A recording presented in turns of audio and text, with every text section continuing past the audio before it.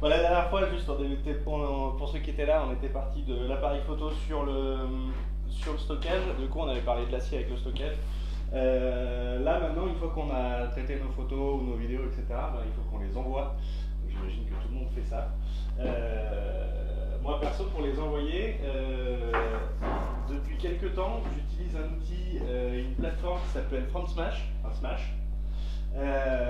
Et du coup, j'envoie systématiquement toutes mes images avec cet outil-là, qui a plein d'avantages que j'ai découvert, plein d'avantages par rapport à celui qu'on utilisait un peu tous, qui était WeTransfer, mais qui finalement, aujourd'hui, pour des créatifs un peu comme moi et des gens qui ont aussi un peu envie de communiquer à travers leur envoi de fichiers et que ça soit un peu plus sympa.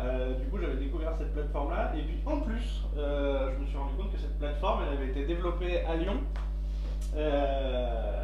notamment par Romaric, qui est cofondateur de Smash et qui est avec nous aujourd'hui. Donc du coup, c'est trop bien parce qu'on va pouvoir voir un peu comment moi je fais, comment eux, ils ont créé la plateforme au départ. Et puis vous, par rapport à vos différentes applications, s'il y a des questions que vous avez ou des choses comme ça. Donc voilà, bienvenue à tous. Merci d'être là et merci à Romaric d'être là. Tu présentes en 2 secondes un peu Smash, un peu la genèse du projet et pourquoi comment. Ouais. Ou toi ou quoi. Enfin voilà. Non, plus le projet. Smash, c'est un projet qu'on a initié il y a maintenant 3 ans. On est 4 personnes sur le projet depuis maintenant 3 ans. C'est un projet qu'on a initié suite à un constat que j'ai pu faire moi lorsque je travaillais dans l'univers de la com. J'ai travaillé pendant plus de 10 ans dans l'univers de la com et plus particulièrement dans l'univers du digital. Et j'ai pu constater qu'il y avait de plus en plus d'envois de fichiers volumineux et qu'à travers l'envoi de ces fichiers volumineux-là, on utilisait tous, quand je dis tous, c'était nous au sein de l'agence à l'époque et même l'ensemble des clients, l'ensemble de l'écosystème dans lequel j'étais, on échangeait à travers des services de transfert de fichiers gratuits, dont un très connu qui s'appelle WeTransfer. Et ce qui était assez surprenant, c'est que les collaborateurs de ces agences et de nos clients adoraient l'usage de services hyper simple d'usage, on fait rien dans des fichiers, puis ça y est, c'est parti. A l'inverse, toutes les DSI et toutes les directions générales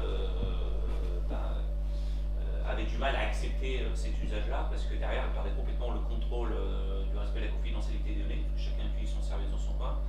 Et deuxièmement, parce que l'entreprise perdait aussi totalement le contrôle de l'image qui était véhiculée, parce que les services comme WeTransfer, qui ont des business models basés sur de la pub, donc des fonds d'écran plein pot, a été problématique pour ces grosses boîtes qui investissaient. Et puis moi, c'était mon métier, c'était de leur vendre des plans médias à des millions d'euros, télé, web ou autre. Et derrière, il y avait les collaborateurs qui faisaient du WeTransfer pour envoyer leurs fichiers volumineux. Et à chaque fois qu'ils envoyaient leur WeTransfer, derrière, on découvrait en plein pot une pub d'un annonceur qui pouvait nuire à l'image de l'entreprise, ou alors pire que ça, concurrent. Quoi. Donc voilà. Donc c'est intéressant de voir, en fait, c'est à partir vraiment de ce constat-là qu'on sinon on va créer Smash, de voir que les collaborateurs kiffaient utiliser ce type de service et qu'à l'inverse, tout le reste de l'entreprise était contre l'usage de service. Quoi. Donc à partir de là, on s'est dit on va créer Smash avec un service qui va permettre d'intégrer des fonctionnalités qui répondent aux besoins spécifiques des collaborateurs, très simple d'usage, ça c'est le prérequis, très fluide, pas de friction, et intégrer dedans des fonctionnalités qui répondent aux besoins des DSI et aux besoins des directions de la com. Parce que ça c'est un peu, moi j'ai essayé plein de fois, je sais pas si vous pareil, mais d'utiliser des Dropbox ou d'essayer, à l'époque il y avait, je me rappelle le DL.free ou le free.dl ou un truc comme ça. C'est vrai que quand Smash est arrivé, c'était quand même la transformation justement parce que c'était 2 clics et pour expliquer aux clients pour qu'ils reçoivent, c'était soit ils recevaient directement un lien, soit c'était ils recevaient directement un mail, soit on lui envoyait un lien en disant clique là et tu vas voir les fichiers qui vont arriver tout seul. C'était un peu ça la révolution de WeTransfer à l'époque. Exactement. Ah oui, WeTransfer a vraiment fait une rupture sur le marché. Vraiment simplicité sans friction. Et voilà. Après, effectivement, derrière, un des gros défauts de WeTransfer, c'était tu maîtrises quand même pas trop l'image que tu véhicules quand tu envoies un fichier avec. Quoi. Exactement. Et puis après, un certain nombre d'autres contraintes, parce qu'eux sont positionnés plus sur un marché B2C ou B2B, mais vraiment juste pour les indépendants et pros. Ils ne cherchent pas du tout à adresser le marché entreprise.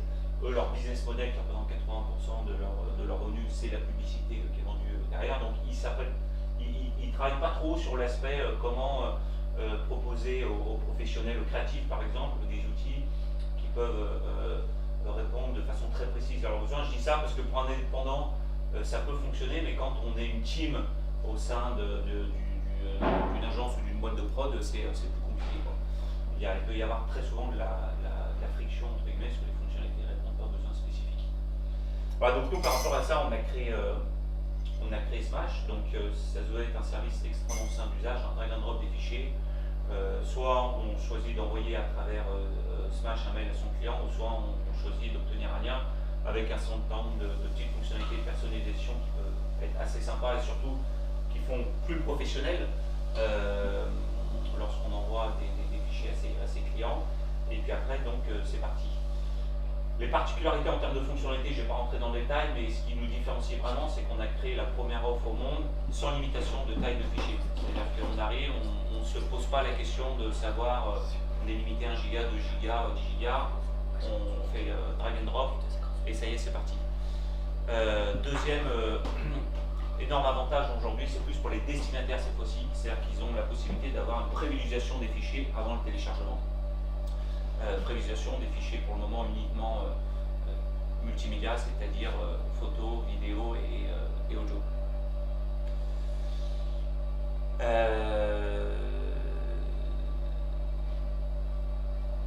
Donc aujourd'hui, on s'adresse bien évidemment aux créatifs.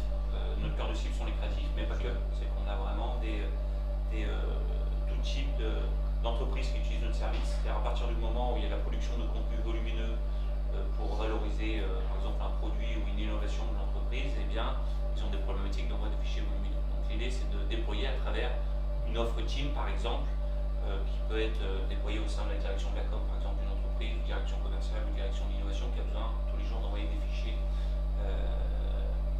volumineux. Voilà. Ce qu'il y a d'intéressant, donc c'est simple d'usage pour les collaborateurs et ça permet en plus de profiter de l'envoi des fichiers pour valoriser l'image de l'entreprise. On est allé encore un peu plus loin que juste mettre son logo et un fond d'écran. C'est qu'on donne la possibilité, je vais vous montrer après dans une démo, mais de pouvoir relayer son actualité pendant les temps de chargement au temps de téléchargement des fichiers. C'est-à-dire que quand le client va télécharger un fichier, il va pouvoir découvrir un contenu vidéo ou photo ou une série photo qui va présenter en fait, la dernière réalisation de l'agence, le dernier clip du label de musique par exemple, avec systématiquement un contenu multimédia, du texte et des boutons d'appel à l'action qui peuvent rediriger après derrière sur le site internet ou sur les réseaux sociaux. Donc aujourd'hui, cette offre-là, elle a vraiment écho au sein de l'univers créatif et des professionnels indépendants qui ont tous des sites internet, mais qui ont tous des sites internet passifs parce qu'ils n'ont pas les moyens de se payer du trafic. Or, ce qui est intrinsèque à leur métier, c'est d'envoyer des fichiers volumineux. Donc l'idée, c'était de dire, puisqu'ils envoient des fichiers volumineux tous les jours, régulièrement, c'est profiter de cet usage-là pour en faire un nouveau canal de com. Voilà. C'est à chaque fois qu'ils envoient des fichiers, que le client, le prestataire va télécharger le fichier, va pouvoir découvrir un nouveau contenu qui va mettre en avant un showreel, qui va mettre en avant une actu de l'entreprise. Voilà. Et ça, à travers des outils de reporting, on arrive à mesurer entre guillemets l'engagement qui est assez fort. On a vraiment à se rendre compte que l'affichage de ce contenu-là, c'est pertinent à partir du moment où c'est vu par quelqu'un avec qui il y a déjà entre guillemets une connexion, parce qu'un client qui connaît la personne qui l'envoie et un prestataire aussi. Donc il y a de l'engagement, c'est-à-dire que les personnes visualisent les contenus et même qui plus est, souvent on clique sur le bouton d'appel à l'action pour en savoir plus ou pour découvrir autre chose. Qu'est-ce que vous utilisez vous du coup les gars là, comme transfert de fichiers vous tout de suite? Là premier au transfert.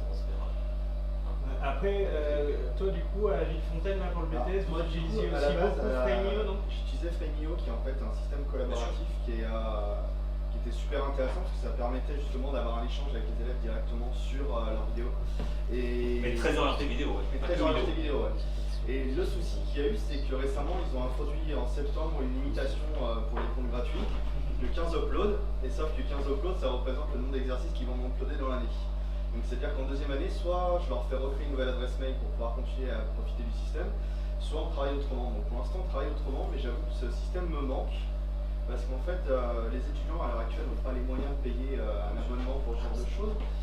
Mais ce que tu as apprécié, c'était la partie plus un peu collaborative, feedback, pouvoir commenter les contenus. C'est intéressant parce que pour moi, en tant que professeur, recevoir leurs vidéos et mettre en disant à cet endroit-là précisément, ça marche pas parce que mettre des flèches, entourer les choses, mon commentaire, eux reçoivent les commentaires et après sont libres d'aller les lire s'ils veulent progresser ou pas. Et ça permet justement d'avoir un échange. Eux me répondent en me disant bah ouais, mais j'ai fait ça parce que j'avais ce problème-là. Oui, mais ce problème-là, tu aurais pu le contourner. Donc c'est à dire que ce temps que je prends sur la plateforme me permet de ne pas le perdre en cours sur les explications autres. Donc ça, ça marche aussi pour les clients. Et ça marche carrément avec les clients. Il y a ça. Après, pour revenir à Smash, il y a aussi le petit hack qui était un peu sympa pour la com que tu m'avais expliqué. C'est que, par exemple, des mecs qui faisaient du son, balançaient leur son sur Smash, mettaient un temps de visualisation un peu court en disant voilà, là, pendant les 12 prochaines heures, vous pouvez avoir accès au fichier. Pas forcément le télécharger, mais utiliser le viewer et l'écouter.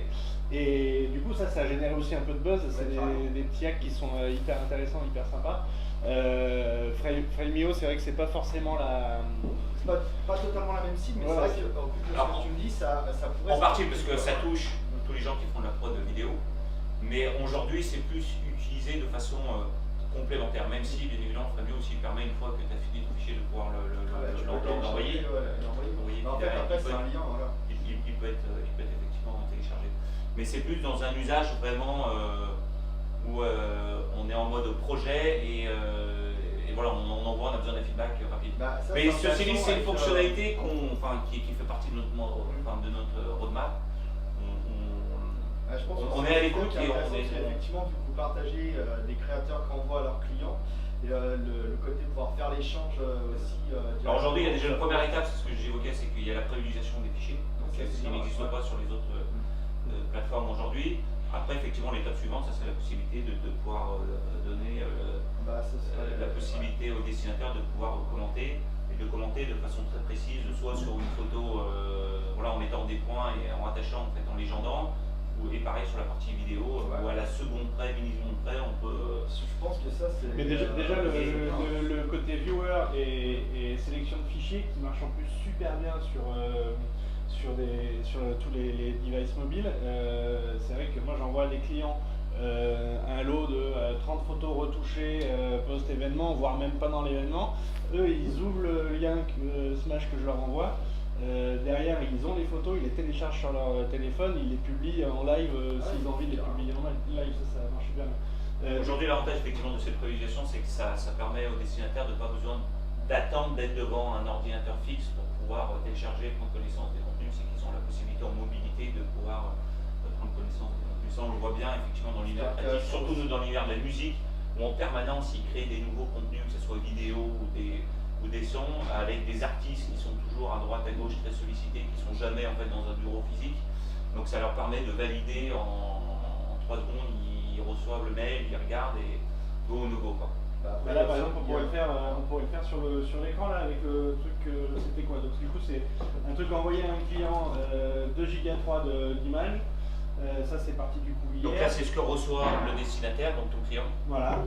Donc ils arrivent, ils sont dans l'univers, ils sont plongés un peu dans l'univers de Google Media Maker, avec donc fond d'écran et logo. Et donc là on l'incite à cliquer pour prendre connaissance des contenus. Donc voilà, directement on a accès à une galerie d'images avec la possibilité de pouvoir donc en prenant connaissance des contenus, sélectionner une ou deux photos et ensuite de pouvoir les télécharger. Voilà. Et quand on les télécharge, le contenu, donc on informe la personne que le téléchargement est en cours. Et donc pendant le téléchargement des fichiers, on peut découvrir un contenu que Gilles a poussé. Alors, ce qui est intéressant, c'est qu'en fait, on a intégré un outil, ce qu'on appelle Data Servicing, au sein même de l'outil d'administration de transfert fichier. Il peut créer des campagnes.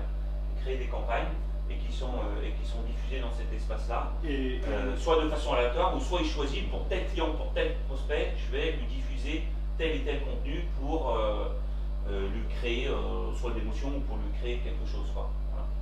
C'est énormément utilisé aujourd'hui dans les agences de com. Il y a beaucoup d'agences de com qui utilisent notre déjà, service. toutes celles qui sont nos clients, ou presque, c'est-à-dire que DNB ils y sont passés, que l'agence Extra ils y sont passés, que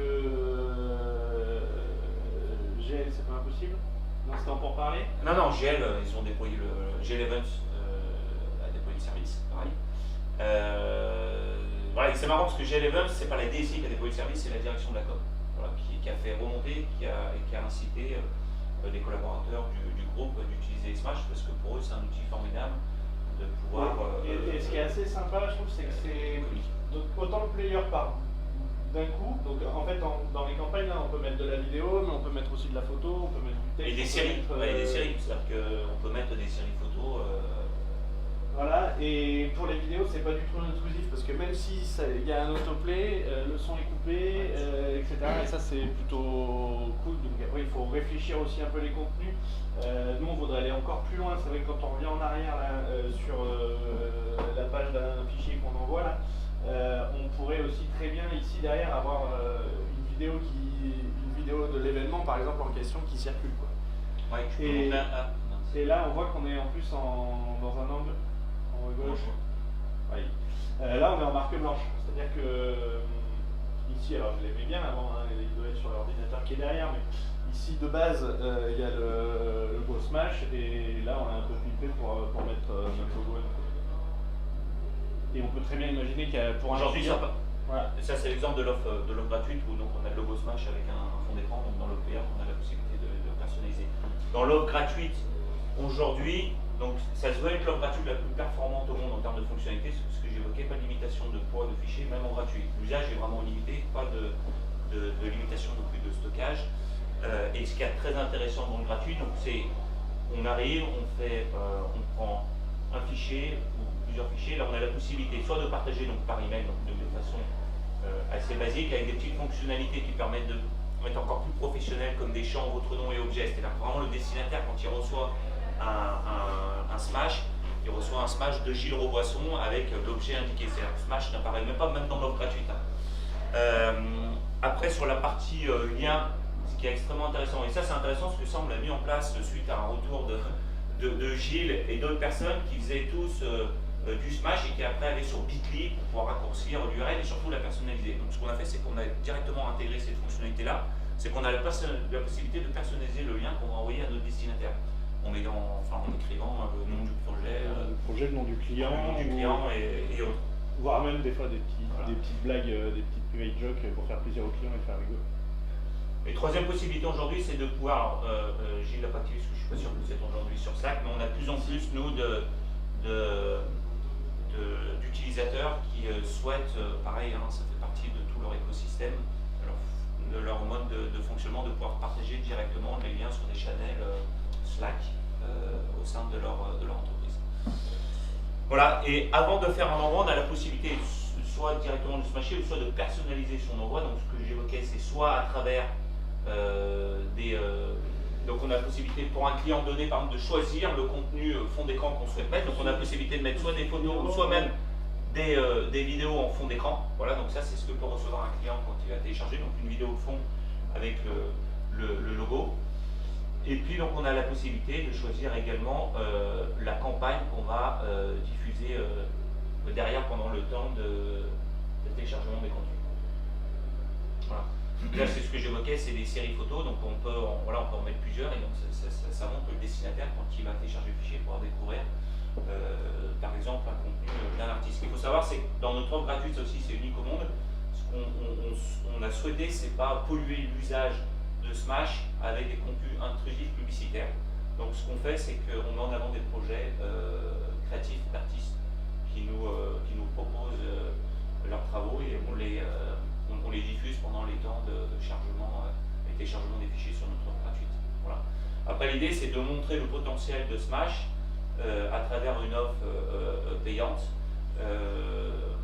et montrer que derrière en payant vous pouvez vous prendre la main sur ces contenus là et d'autres agences, c'est de proposer les contenus de son entreprise. Un petit détail que j'aime bien aussi, deux éléments, le côté collaborateur aussi, où effectivement si quelqu'un, moi sur l'offre payante, je lui ouvre un email où il utilise mon nom de domaine, il peut venir taper dans mes crédits et utiliser notre plateforme à nous. Donc ça je m'en sers un petit peu. Ça aussi c'est unique, c'est que vraiment on a créé une off team, c'est de donner la possibilité à des teams créatifs ou à des teams au sein d'entreprises de pouvoir utiliser le service de façon extrêmement Et du coup, ça veut dire que même eux, quand ils l'utilisent en tant qu'expéditeur, je peux très bien, ça m'est arrivé pour certains clients, leur personnaliser la page d'envoi de fichiers, par exemple pour qu'ils me renvoient le fichier que je viens de leur envoyer avec des annotations ou quoi, ils tombent aussi sur un outil de transfert qui est à mon image potentiellement. Et l'exemple qu'évoque Gilles est intéressant, c'est qu'effectivement ça permet de montrer quand on ouvre la plateforme vers l'extérieur, quand on est en mode projet et qu'on bosse avec plein d'autres prestats sur un projet donné, c'est leur dire voilà, moi j'ai une plateforme, je vous la mets à disposition, vous pouvez aller dessus et juste faire déposer vos fichiers. Ce qui est intéressant, c'est qu'ils sont plongés dans l'univers de l'agence et ils peuvent découvrir des contenus qui sont poussés par les équipes de Gilles. Après, il y a un autre usage, mais qui est plus utilisé, nous on le voit dans les grandes entreprises, c'est que toute la partie expéditeur est pilotée par la direction de la com interne. C'est-à-dire qu'elle va utiliser cet espace-là pour communiquer auprès des collaborateurs qui tous les jours utilisent la plateforme pour envoyer des fichiers. Donc ça sert à la fois pour des problématiques de com interne et com externe. Ça, et puis du coup il y a le côté statistique, donc par exemple d'avoir la possibilité de savoir combien il y a de personnes qui ont vu la vidéo, qui sont allées chercher le projet ou qui l'ont téléchargé. Il y avait aussi possibilité, c'est sur les campagnes où il y a possibilité de voir par exemple ici, de voir, il faut que j'en prenne une que l'on a utilisée, sinon c'est pas drôle. Voilà, là on a possibilité de voir le nombre de fois où des personnes ont reçu un lien avec une vidéo, un contenu qui était poussé, et combien il y en a qui ont cliqué sur le contenu. Donc ça c'est tous des petits éléments qui sont quand même assez pratiques. Voilà, à n'importe quel moment je reviens sur un smash que j'ai envoyé, je peux m'assurer que le client l'a téléchargé ou l'a pas téléchargé, quoi. Donc là on est typique sur un usage qui n'est pas du tout commercial, mais bien un client, on lui envoie un fichier, il n'y a qu'un seul destinataire, il télécharge son fichier, une vue, un téléchargement, banco. Après c'est ce que je disais, un travail plus collaboratif, là les gens sont allés voir plusieurs fois, il y a plusieurs personnes qui ont téléchargé le fichier et qui m'ont fait des retours après par mail.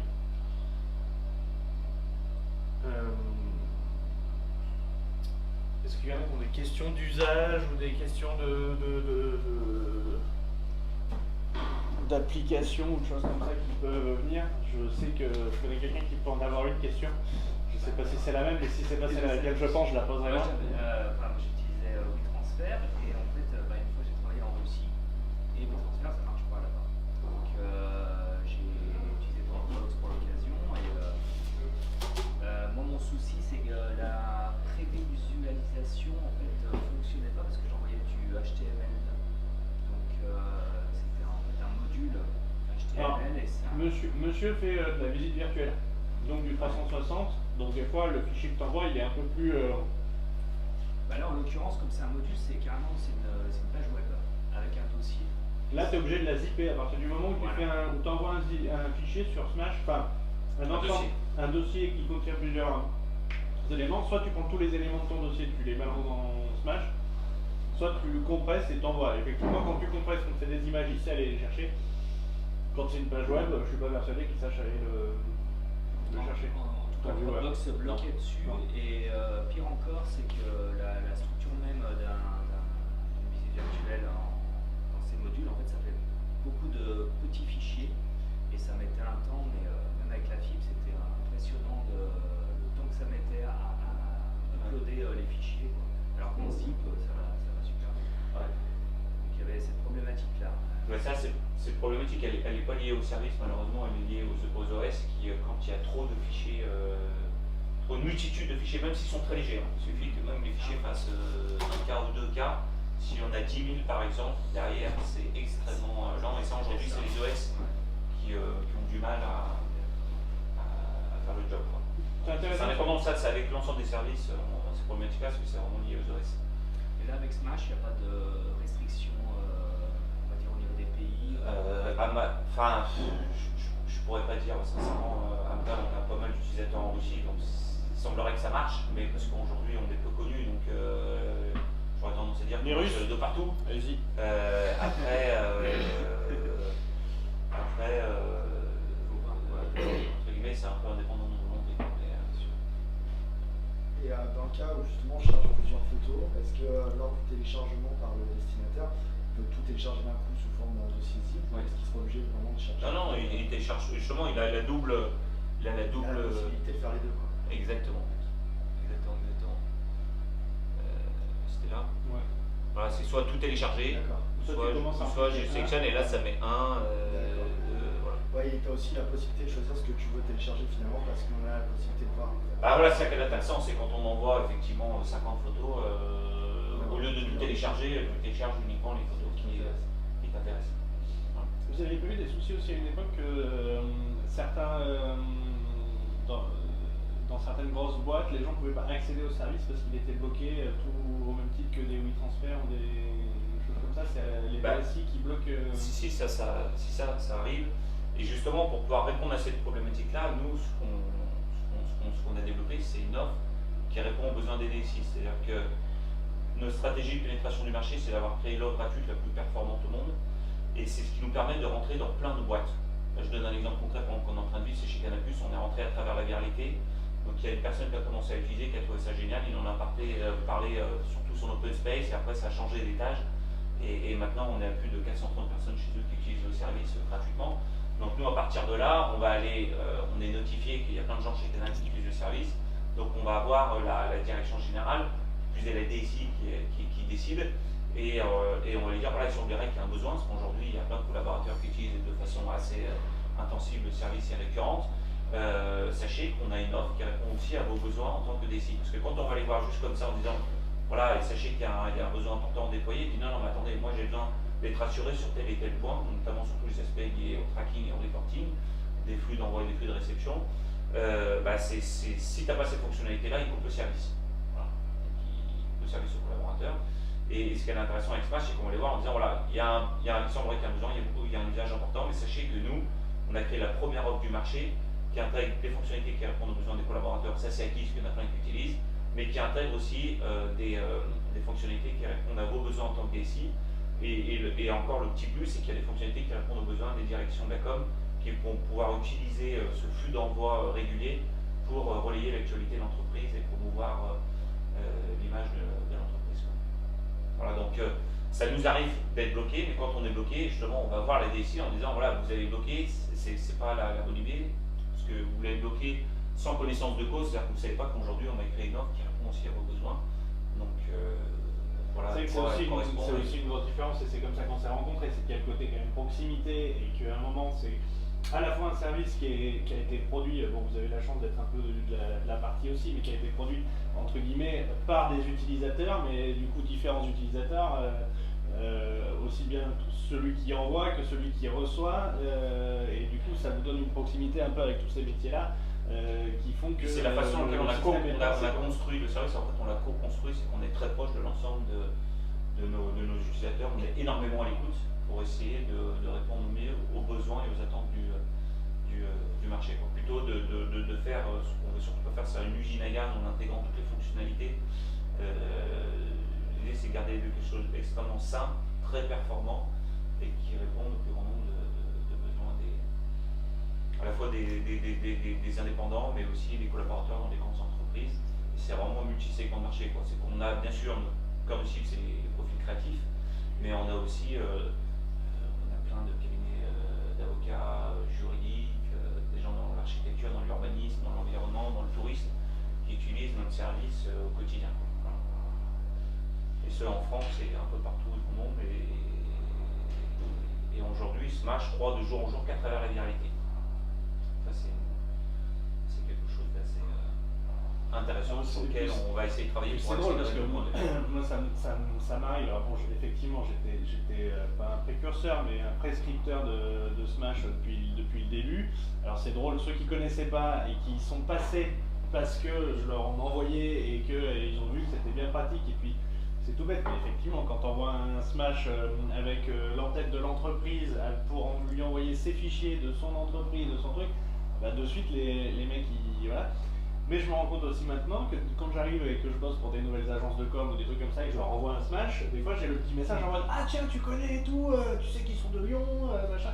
Et ça c'est aussi hyper sympa en fait, ça fait c'est le côté viralité fait aussi un peu communauté de gens qui utilisent le service et qui petit à petit vont un peu plus profond dans l'usage du service, donc aussi bien pour le personnaliser que pour le faire évoluer quand on voit qu'il y a un truc qui fonctionne pas ou qu'on a envie d'améliorer parce que est-ce que c'est possible, est-ce que c'est pas possible, ça c'est vrai que c'est quand même pas mal du tout. Les derniers trucs qu'on avait évoqués, c'était effectivement que quand tu crées un lien, tu personnalises un lien, aujourd'hui ton lien, si pour une raison X ou Y tu perds la connexion ou tu fermes ton ordi, ou tu fermes la page, Alors quand tu fermes ton ordi maintenant, ça continue de télécharger après, ça continue d'envoyer, ça reprend le téléchargement. Ça reprend le téléchargement, c'est pas sûr. Voilà, par contre si tu fermes ta page, t'as perdu. Du coup là, quand tu veux relancer un transfert, ton nom existait déjà, donc tu peux pas le remettre en place. Ça fait partie des choses qui vont évoluer à terme et qui sont possibles. C'est des retours utilisateurs, effectivement. Voilà, et si l'ordinateur se coupe par une question de batterie, on va pouvoir, en rebranchant, ça va reprendre. Non, si l'ordinateur s'éteint, c'est mort. Si s'éteint, Si s'éteint, c'est mort. Si en veille, par contre, c'est bon. S'il se met en veille, Mec, c'est intéressant. enfin, c'est des choses sur lesquelles on travaille, on essaie d'optimiser en permanence. Comme là, il y a une grosse nouveauté qu'on sort là d'ici quelques jours, c'est la demande du marché, alors principalement français, mais pas que. C'est le fait de pouvoir aller stocker les fichiers et les données le plus près possible de là où se situe l'utilisateur dans le monde. Donc à partir d'une dizaine de jours, pour les Français, les données sont stockées en France. Donc déjà, ça rassure beaucoup de personnes, mais au-delà de ça, c'est que ça va permettre d'offrir des performances d'upload, de chargement des fichiers extrêmement performants. Beaucoup plus performants par exemple que les WeTransfer et Upload. Parce que les fichiers, ils sont au plus près de là où se situe l'utilisateur. Pour les Français en France, pour les Allemands en Francfort, etc. Donc ça a beaucoup de valeur. Ça, c'était un gros projet qui va avoir un jour d'ici. Le VPN à l'upload ou Non, oui. non, il n'y a pas de ça dépend de notre connexion. Ça dépend uniquement de la connexion et en fait du coup, au-delà de ça, ça dépend de où est-ce que tu envoies les fichiers. Quoi. Voilà. Donc plus près tu les envoies, plus c'est rapide. C'est quoi les petits conseils pour gagner du temps en upload? C'est d'avoir une bonne connexion, d'avoir une bonne connexion, c'est-à-dire qu'il y a un bon débit, puis surtout une stabilité dans la connexion.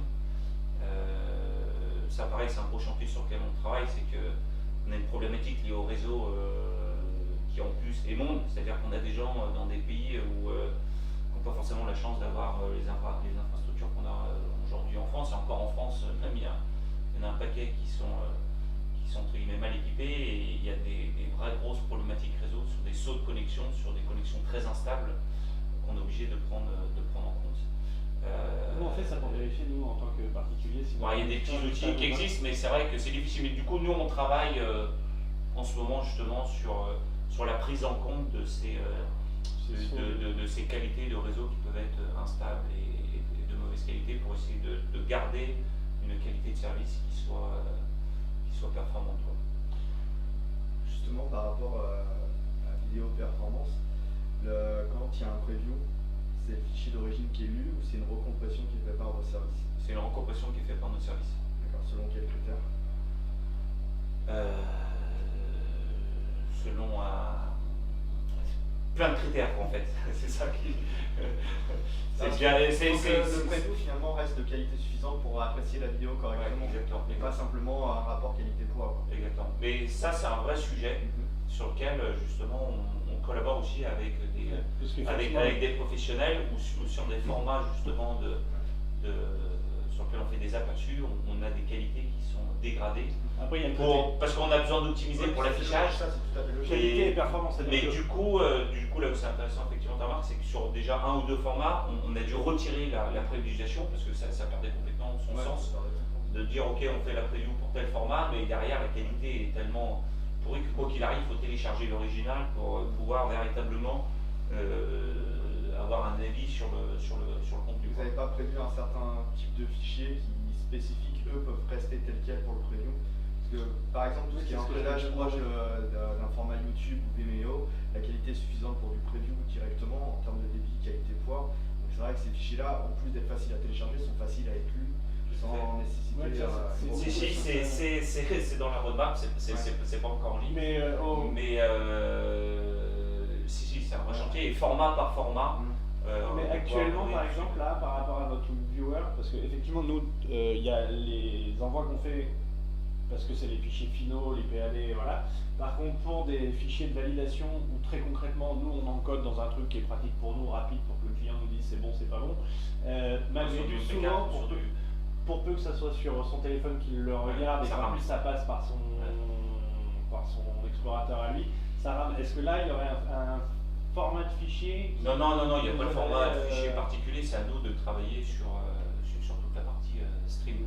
Aujourd'hui, ça a été fait de façon très light et il faut qu'on bosse plus en profondeur dessus pour pouvoir proposer des performances plus intéressantes et se rapprocher de ce que font les principaux acteurs qui justement arrivent très bien à trouver le juste milieu entre la qualité et le poids pour qu'il y ait un affichage rapide. Et en fonction de ce sur quoi c'est regardé aussi. Et ce sur quoi c'est regardé et surtout du réseau, c'est surtout ça.